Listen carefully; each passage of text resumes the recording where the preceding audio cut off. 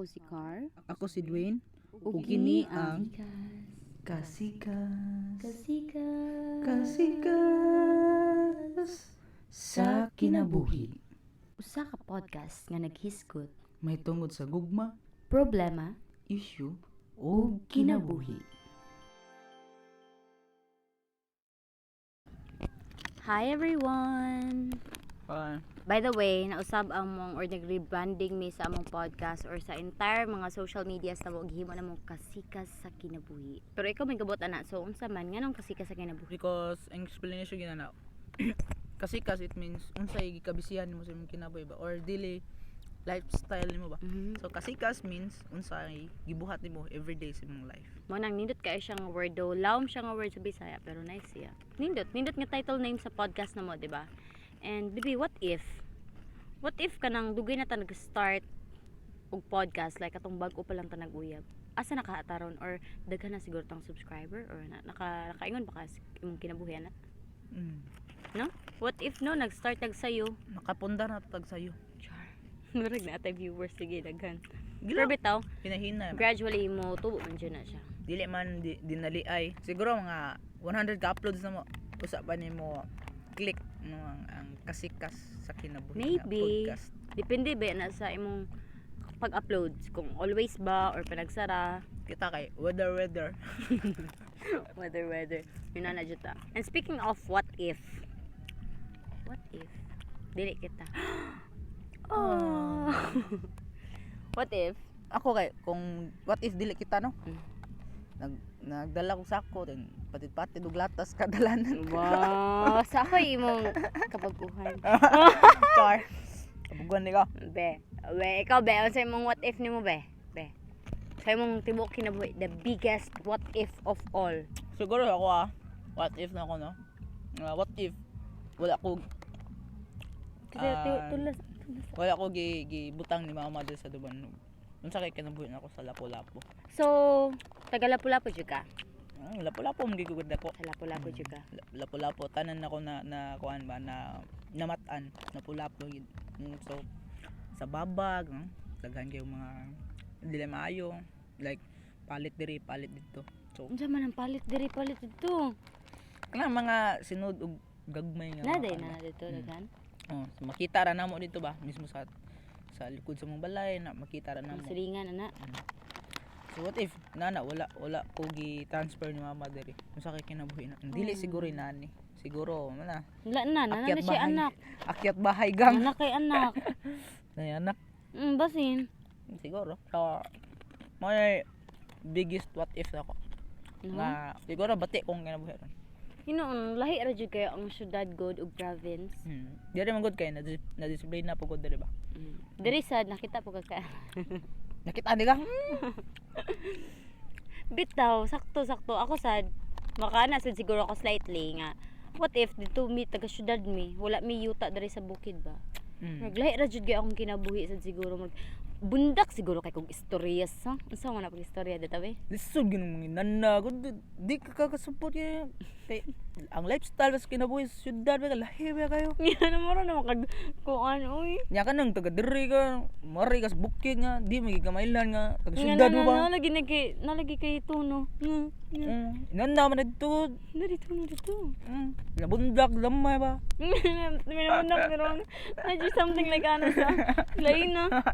Dili Diba? ba? No, what if? Bitaw.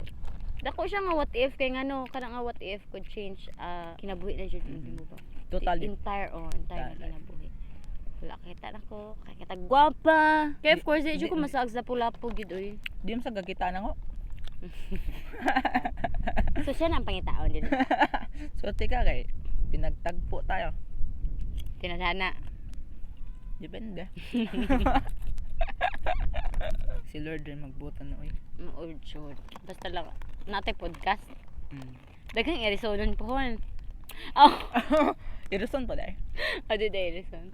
So ikaw, unsa may biggest what if nimo sa imong kinabuhi? Biggest what if nako is that dili ko mahimong someone nga akong gidream sa una. Ano ba? Though kahibaw ko, naapa ko sa process.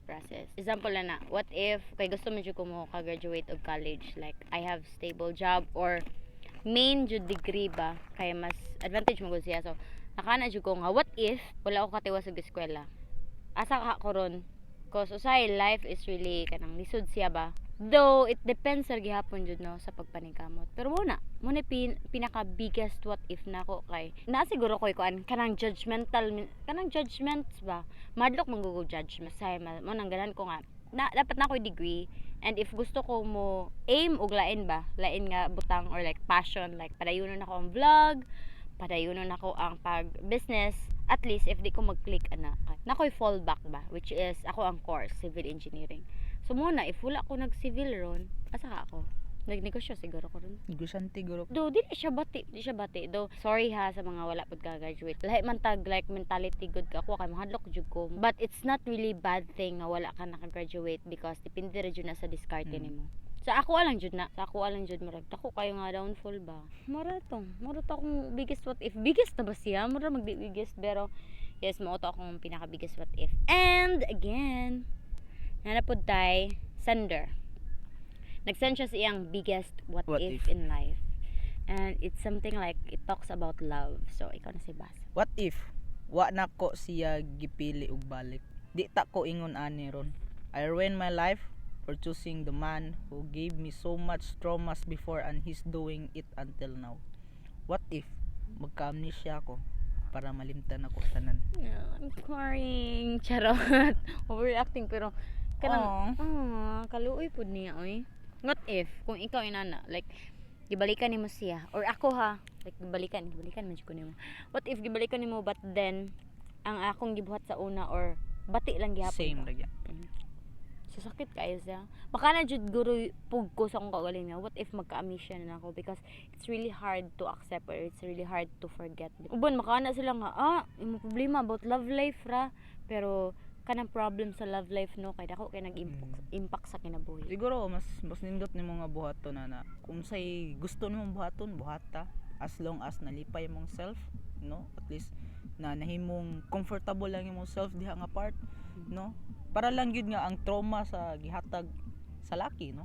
Nga imuhang gibalik or if gibalikan nimo karon or kamo pa paghapon karon, no, buhata like kanang unsay makapalipay no ba, you need to be happy, no, according to what you really want, no. Unsay giganahan nimo kana buhata, like ganahan ba ka mo vacation, di go with the vacation, no. Ganahan ba ka magpa-unwind, like mo travel ka along dili lang kay diri sa Cebu but in the other country or parts sa Philippines lang gyapon, go buhata tungod gay sa tong kasing-kasing pud good, need pud na to nga mahil ba, no. Unsa mga tong mga past, unsa mga tong mga trauma nga na encounter with daghan nga mga klase nga mga tao, no? So need pud na to mo relax, need pud na tong tagaan pud na to atong kaugalingon ba, tagaan pud na to important pud nga dili ta masayon-sayon lang, no, sa uban nga mo face mangita inana balik sa or sa same nga relationship or sa same nga mga situation nga na at least kabaw na ta unsay na angay natong buhaton og sa sakto nga nato nga buhat. Pero sa ako asad no kay diri sa ingingon nga what if magka-amnesia ko para malimtan ako tanan, wala na kinahanglan nga dapat ma-amnesia ka para makalimtan mo siya, because ang mga kasakit sa kinabuhi mo na pinaka biggest lesson sa kinabuhi, di ba? Kung sa eskwelahan we are kanang gitudluan ta and then after na i-test ta, but diri sa kinabuhi we are tested to learn. Ayaw pangandoy nga ma-amnesia ka because this kani nga situation nga naa ka karon, na sakit kaayo nga situation, na trauma na ka, this will be your biggest nga learning sa kinabuhi para mo grow ka. So ayaw jud pangandoy nga amnesia ka, but instead pangandoy nga unsaon nimo pag heal or unsaon nimo pag forgive sa usa ka tawo. And unsaon nimo pag-ikyas anang situation. Mo lagi na basta di nimo makalimtan ang usa ka tawo, lisod kayong pag-ikyas. Lisod kaayo. Usay biya mana sila nga labi na kanang nanagid mo attachment gid kayo. Like murag tan-aw nimo sa imong self ba nga lisod na gid mo gani ma-separate. But eventually nagi mga time gyud or nagi time or kanang situation gyud nga bisan pag unsa nimo ka tan-aw nga dili mo mag-separate but still mag-separate gid mo, nagi time gid nga kanang di na gid kaya ba, di na gid Mut- kanang toxic na gani kaya inana. Motoo ba ka, baby, if musod siya sa another, or i-open up niya yung heart for another person para ma-heal siya? Sa ko dili mas mo effect nun siya sa kanang Lalaki. sa lalaki kay Gusto ko. ang imong gipakita man gud is enter a relationship pero kana bitawng dili ka fully healed, like lahi gani ang impact ana pud sa lalaki, Mm-mm. like dili siya kanang perfectly match nga ganahan ang Murag, lalaki ang iyang kasakit kay mapunta sa bagong tao. nana ba Oh, so luoy kayo ang goy kayo. So ayo sa nagbuhata, dapat mo heal ka sa imong kaugalingon, and Mm. choose to forgive, because forgiving also means that you're letting go of that person. Dili nga mo forget nimo, but para mo let go sa usa ka tawo, and then i-grab nimo ang lesson nga na-learn nimo nga di na jud ka magpa-atik, di na jud ma-ruin imong kinabuhi pinaagi sa laing tawo. Mana Kana. tagay lagi time yung self nga to be healed, go Ay, sa na jud ato vacation. niya. Go sa vacation. Bisa kung sa imong buhaton sa imong kinabuhi, as long as malipay ka, as long as happy ka sa imong gibuhat, as long as Wa kay kanang masakitan nga nakita nimo nga diha ba ma-healed ka. So wala buhata. Ayaw pa da sa unsa man gani iyang nabilin nga mga kasakit. kasakit diha nimo. So be happy, no? Be contented lang sa imong self. Mao na ginaingon, love yourself lang sa gyud. Yes. Dayon paabot sa right nga tao nga para sa imo. Oh, tanaw ka nako. Oh, tanaw ka nako. Wala na de. Tara de. Sige, thank you so much for watching. Bye-bye. I hope namin na-learn. This is Car, This is Dwayne. and this is Kasikas Kasikas sa Kinabuhi. Kasikas. Kasikas. Kasikas sa kinabuhi.